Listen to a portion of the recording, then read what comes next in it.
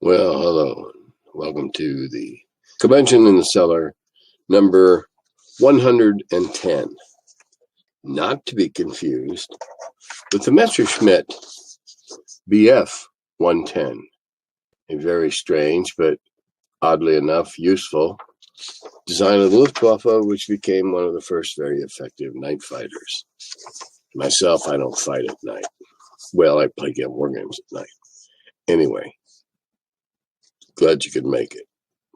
Got a number of things to talk about tonight. First off, I kill characters off. I also fudge rolls. I can't tell you how many times I've heard that since last week. Not so much in comments, but in tons and tons of private messages and stuff. Yeah, if you don't kill off characters, what's the point? There can't be reward without risk. There wouldn't be nearly as much fun. Okay. I occasionally run a first edition homebrew and I offer 8 subclasses, a couple just as NPCs. I think D&D subclassing is an alternative to skill-based character classes like that's a French word, fixie pricks, versus an a la carte different. Fipri, I don't know how I pronounce that. Anyway, versus an a la carte dinner. I know what it means. Everything's decided. You sit down, you eat that. The benefit of subclassing is to allow the party to play just about any archetype they can conjure up from their imaginations. For example, which core class is Robin Hood? A fighter. How hard is that? The danger in subclassing is lack of balance or silliness. I agree absolutely on the silliness stuff. Oh, by the way, you may notice a new look tonight here. I've been advised that I need to show more than just my head, which I don't know why, but okay. I rather enjoyed being Max Headroom. And those of you who don't know who that is, write that down, Max Headroom. Look him up and you'll see what I'm talking about. The downside of skill-based systems is complexity and time-consuming character building and the need to have a specific skill for everything. First, do you think this is an accurate assessment? And B, what do you think about the playability of subclasses versus skill-based character creation? Well, as I've said many times before, I'm not at all enthused about skill-based characters having a skill for everything. You need a skill to light a fire. You need a skill to swim a stream.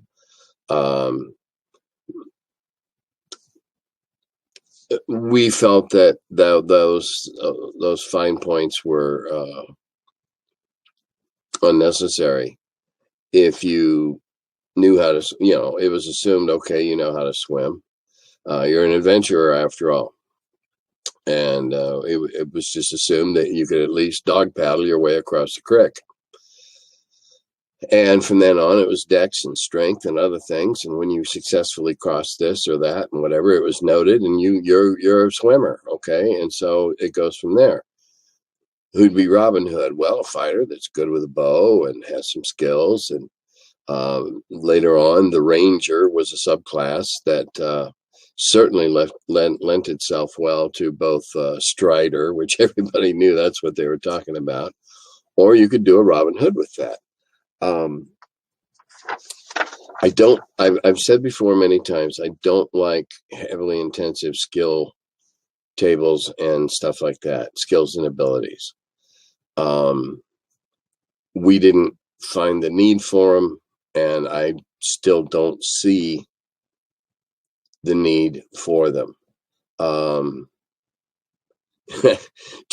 Jolly Blackburn does a great lampoon of the whole skills ability set in the Knights of the Turntable frequently when he talks about their character generation and the specialized skills that they have and the trade-offs that they took for them and what have you. I don't like complication, therefore I'm not real fond of complex character classifications or well, I don't think you need, so you're out in the woods, and for some reason you're faced with a bear in a trap, and you need a skill for rescuing bears from traps. Or what skill would you use?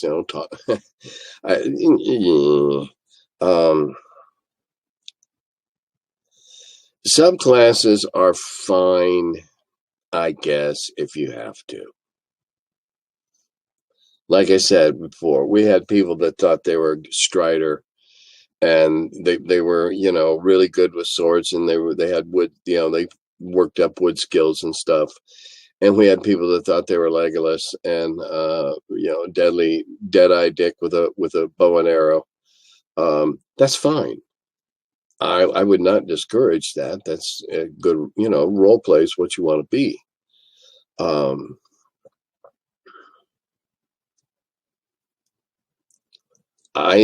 We back in those days didn't find it handicapping with only the rules that we had. Escape from Dulce sounds fun. I escaped from New Mexico myself. Well, you're right. Escape from Dulce is a whole lot of fun. And I hope when you escape from New Mexico, it wasn't a prison. I myself escaped from Illinois many, many years ago when I left and started my odyssey off to Wisconsin. And then, I left even before then when I went in the service, but I got married, came back for a couple of years and whatever. So I'm glad you made the break from New Mexico if you're happy where you're at. If you're wanted in New Mexico, I won't give out your name. When I ran keep on the borderlands, the players sided with the monsters and took over the keep for themselves, Afghanistan style. Sounds like you had a good time. That's a campaign you'll talk about in years to come if you run into each other or whatever. Great. As long as the DM is, willing to play along and say, okay, go for it. And as a DM, if you make the rolls and everything, we have to let you. And okay, that's fine. I had quite a bit of fun when I was writing an adventure to be played by dwarves or by orcs and goblins. I thought it was great fun to get my evil on. And fine, role playing is role play.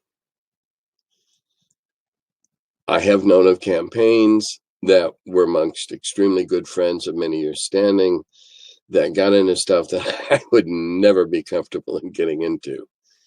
But they were all grown-ups and they'd known each other since grade school and high school and whatever. And you just knew that if you were going to play in that game, it was going to get filthy and weird. But again, they weren't hurting anybody else. And I've only heard mostly stories about their games and what they did. There again, stories. Okay, there's an entire recently released popular campaign setting in 5th that you probably agree is a complete railroad adventure. The characters are essentially prodded like cattle by a gangster syndicate into a descent into hell to ally oneself with either demons or devils. I don't know who truly enjoys that kind of adventure nor why. Yeah, that's a heck of a choice. Demons or devils, damned if you do and damned if you don't. Yeah, that sounds like what I would classify as a railroad game. You have very little choice, very little option, and this is it. Do this or do that. Some of the most fun games I've ever had when people came up with a workaround that I never preconceived of. And by its brilliance, I had to allow fate and chance to let it work. It's always fun for the group when they can figure out a workaround. And I usually admire the thought processes that goes around to getting around something I did. I'm certainly not going to punish them for being clever or seeing a gaping oversight that I failed to see or something like that. But when you got to go somewhere and you got to, yeah, that's pretty railroadish. as opposed to, oh, you found a means of gaining into a certain level to steal a really great artifact or rescue some wonderful person. Okay, that's a different story because you got options. You can decide not to do it. And try a couple of times and screw it. It ain't happening. I'll come back with a plan at another time. Yeah, I'm my problem when I started writing for, when I was writing for myself for Celtic Studios, and then when what I had to learn to do when I started writing for Eldritch was to quit writing sandboxes. I was writing huge sandboxes that were basically a campaign all in of itself with 5 or 6 things to go do and monsters to kill and mysteries to solve and puzzles to puzzle out. I once I once wrote an adventure for a convention that overwrote an adventure that when I finally get around to polishing it up for full publication, professional publication, it'll probably be 64 pages. It's huge.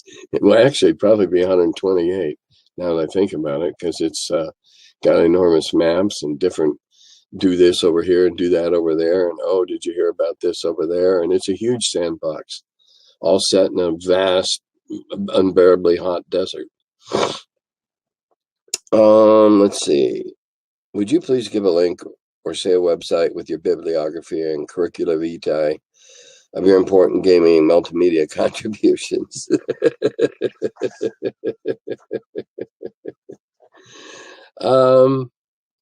Okay. There is a Wikipedia. I do have a Wikipedia page. I don't, the last, a couple times ago when I looked at it, I was missing one of my children. And I'm certainly, it's not been updated, but I have a son and a daughter who each had a son and a daughter. And the daughter's son and daughter have 5 grandkids between them. So that, so 5 kids between them, which are my great grands. Let's see. Okay. I was an unofficial playtester for TSR before it was TSR. Then I went to TSR and I edited the last few issues of the Strategic Review, and I started Dragon and Little Wars magazines, and I worked on the first year and a half or so I was there. I worked on a lot of the projects that TSR was putting out, including a board game that was a first early mashup of miniatures and boards without dice, called William the Conqueror 1066. And the other stuff that I did, helping Gary with first edition and all that's been well documented over the years. Then I left TSR and I started Adventure Gaming Magazine, Manzac Publishing. And we were doing pretty good on paper, but collecting the money became a problem. So I gave that up after losing my shirt for a while. And I got out of the hobby, and then I came back in with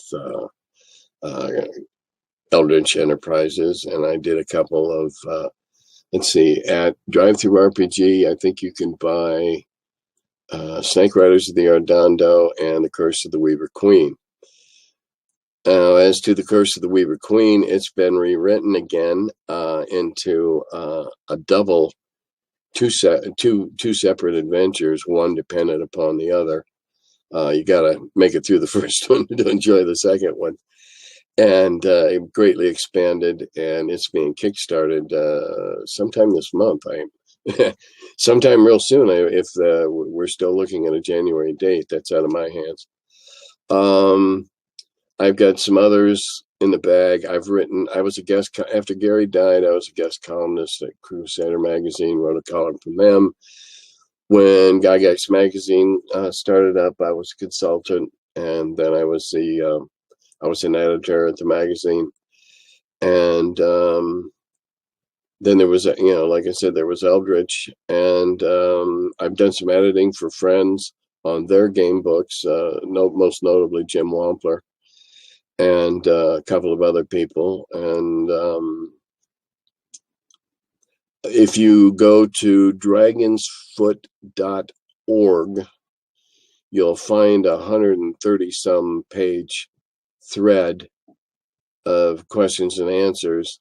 It's locked in that you can't ask any more questions, but it's still there to go look at. You might have to be a member. I don't recall. I'm sure I am. But as I recall, membership didn't cost anything either. And then I've got this is my 110th Curmudgeon on YouTube. And before that, I did another, 8, 10, 12, a bunch. I don't know, maybe 7 or 8, the other ones that I've done. And there's an obscure master's thesis in the university somewhere. That's about the sum total of my curriculum vitae. And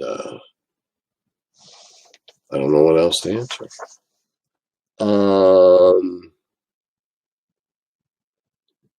What else have I done? Well, I've always been a spokesman for the industry positively.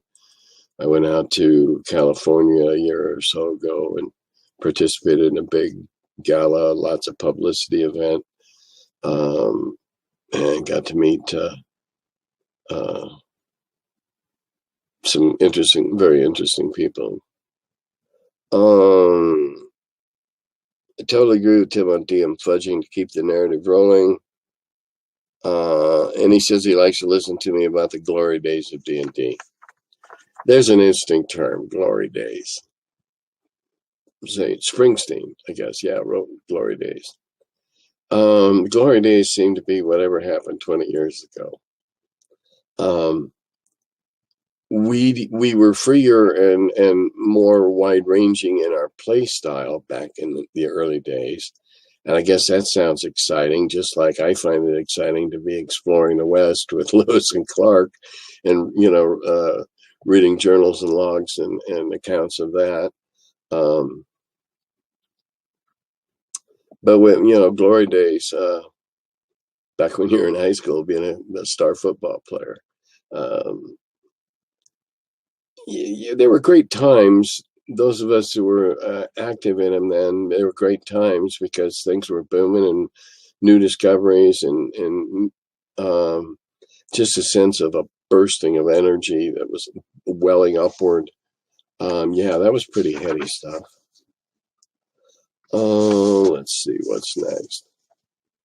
Okay, now this is an interesting question. I'm going to read it in its entirety before I begin to answer it.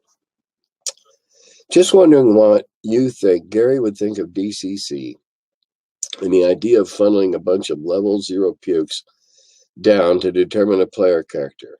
Do you think this is something that could be done in old school D&D? And is it something that would even work for an enjoyable game at a con? Give them level 0 pukes each and funnel them? I seem to recall an AD&D module, no, N1 maybe, that had players start with level O's. Okay, I'll start at the back. I don't know anything about N1 or anything that started at level O's. Jump to the front. I think Gary would find it wonderful because it's not a whole lot different than we did in the very early days. You got killed and your brother Bob was around. He was down the trail at the next inn, and so the party was 5 again, whatever. The idea of going through pukes until you get a viable character, I think would have appealed to Gary quite a bit. Just knowing him as little as I did, I certainly don't claim to have any deep understanding of his personality and his psyche. I do have a pretty good understanding of how he used to think about games, and I think he'd probably think that was really fun. As it happens, funnel games are wildly popular at conventions that I've been to. People just love the idea of walking in with a stack of 10 players and seeing who's alive at the end of the game. It's a different viewpoint, I'll grant you. But until that time that you make it through the funnel, you've got no reason to invest any personality or angst or love or hate or anything in any of those characters. They're just meat sacks. That's all they are. Now you get a meat sack that lives. Now Bruce has got a name. He's got a backstory, etc. Hell's bells. It's no different than we did. We used to roll up a bunch of first levels back in the day, just knowing, like, okay, this guy's going to be around the corner, or we're going to, whatever. The idea is to keep playing. And I think Gary would have thought it was pretty funny. I really do. And he probably sat down and said, sure, give me a stack. And played along with the rest of us. I think. That's my opinion. All right, now here's an interesting one. I always liked gnomes more than halflings. And one of the few, and I'm one of the few that enjoyed gnomes early in the game. What was the process and decision-making that went into adding them to the game? Well, gnomes were a column entry in the first books. Not fleshed out very much at all. Maybe they had 2-3 lines of copy on the table. And Gary and I were talked about this very topic one time, and he said he went through every fairy tale book, every book on legends and folk tales and whatever, and just got every possible one he could get, even the ones that are basically the same thing with slight variations from different cultures. And because the more he could throw in there, the more possible monsters. Again, remembering that the word monster, as it was explained in the first edition several times, is a generic term used for anything that the players encounter. Myself, I've always been fascinated by gnomes. From what the books that I've read, excuse me.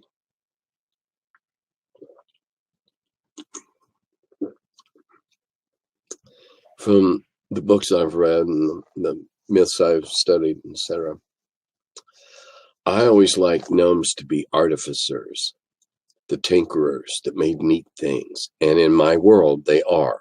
They are the ones who make the elaborate locks and the other tricky, very cunning, subtle thing. Dwarves are wonderful iron workers and metal workers. But when it comes to really fine stuff in my world, they're gnomes. I've always been fascinated by gnomes. Gnomes are kind of Scandinavian, Germano, Finn type agglomeration of different things. But I've always had a special weak spot in my heart for gnomes as well. But as to why all that stuff got thrown in, it got thrown in to make the list bigger.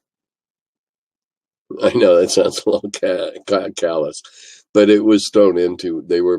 Gary pulled in everything he could find that wasn't, something that sounded silly on its name. Some of the old folk names for some of the be careful or so and so or the such and such sounded silly, and so he didn't use them because he wasn't going for silly. Okay, now I'm going to read this. And then I'm going to respond to it as I think it deserves. Tim, you want to pronounce it boule? No problem. You want others to pronounce it that way? You should have spelled it differently. There's the first response. I think I remember you saying it was based on the Target, tongue-in-cheek, faux snobby way of pronouncing target. No. I did it before Target was doing that kind of silly stuff. If you had spelled it Boulet, it would have been fine. Oh, really? But Boule, Bullette, looks French and similar to roulette, Juliet, flechette, oubliette, epaulette, rosette, croquette, courgette, cassette, serviette, etc. So you get the picture. It becomes very hard to go against the pattern of pronunciation, unless one heard it called boule before seeing it in print, unlike most of us. Well, I got a couple answers to that.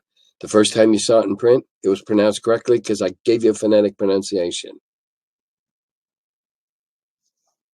This word is Macandrin, from the common language of my world, Macanda.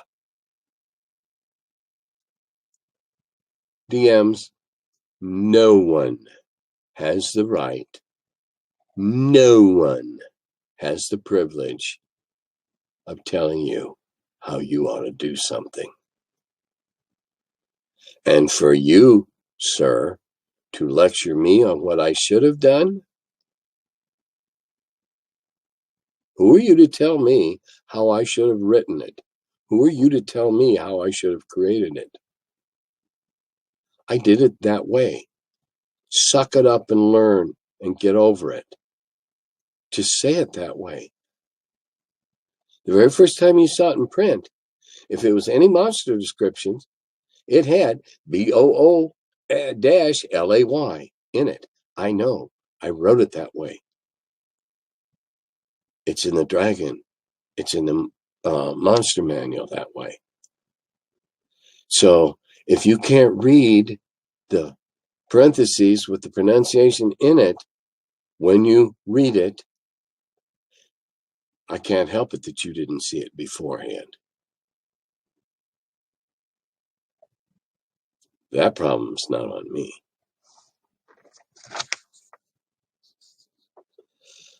Question: How did Gary you pronounce? The word is Gibbering, mouther. Is it gibbering or gibbering? I know it's subjective, but I'm curious for your input. Now, here's one that all you must do is go to the Oxford Unabridged English Dictionary or any other printed dictionary that actually gives you pronunciation, and you'll see it's pronounced gibber. Now, if you think hard, I'll bet you've heard another word that's off of that called gibberish. Not gibberish. Gibber. Gibber. Gibbering. A gibbering idiot. That's a phrase that's been in use long before I was born. And I hadn't noticed that it's dropped out lately. I don't understand why so many players struggle and have such amazing arguments about this. Know this. Gary's go-to, but most beloved book in all the world was the Oxford English Dictionary. He had an old one that was about this thick. Seriously. And if Gary used it, it's because he found it in there, or he found an odd place somewhere else. There's a word that everybody has had fits over for years. DWEOMER. Dwemer. That one is hard to find in any dictionary. Know that Gary lived and died by the Oxford Dictionary. He pronounced it the way the Oxford Dictionary pronounced it. So when in doubt, go to a quality dictionary, not dictionary.com, because they don't give you pronunciation. Though sometimes when the horn button works, they'll say it for you. Gibbermouth. To gibber. To babble. To talk uncontrollably about nothing. Hi, how you doing? Do you know my wife? Hey, name. You been down at the store lately and bought carrots? Nonsense. Okay. Now, I got a disturbing email. I don't even know how I got on this place's mailing list. But I got an email, all, full of exclamation points and starbursts and everything, that now I could buy all the parts I need to build my own AR-15 at home, and it's all legal. Wow, what a comfort that is. Knowing that anybody can order the parts, build their own semi-automatic rifle, and nobody in the government has any idea what's going on. Now, I know if you knew what you were doing, you could have bought the parts one at a time here and there earlier. But now they got a company that's going to sell you the whole thing. They might as well just put it in a big Revell model box. Hi, here's the parts. Build a weapon. And I'm going to close this with a shameless plug for somebody else.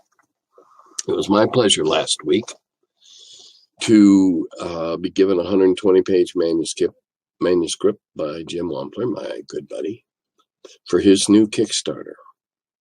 It's called Fight This Mutant. Hardly know where to start. Disclaimer, yes, he's my friend. But I have no friends when I'm editing, because I'm an editor first and a friend second when I'm editing. I'm not an art critic, but I can tell you this. Jim has an amazing compilation of art in this book.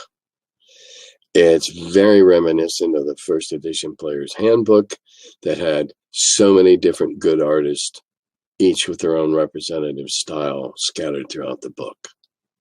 Tramp and Sutherland and Wampler and Dee and Otis and Diesel all had their styles. And that's what made that book so wonderful, because it was illustrated so many different ways. Well, Jim's done the same thing. He's got some stellar art in there. It's called Fight This Mutant. It's going to be a Kickstarter. Anybody that plays post-apocalyptic, you're going to want to look at this and you're going to want to have it. Because the way Jim does his Kickstarters, he doesn't make a bunch of extras. And there's some stuff in here that is really, really, really creative. And there's some stuff in there that is so heinous and so devious that while I'll ride with him, we drive together to conventions, I'm glad I don't room with him. Really interesting, called Fight This Mutant. And on that note, I will say, Dodada Govi.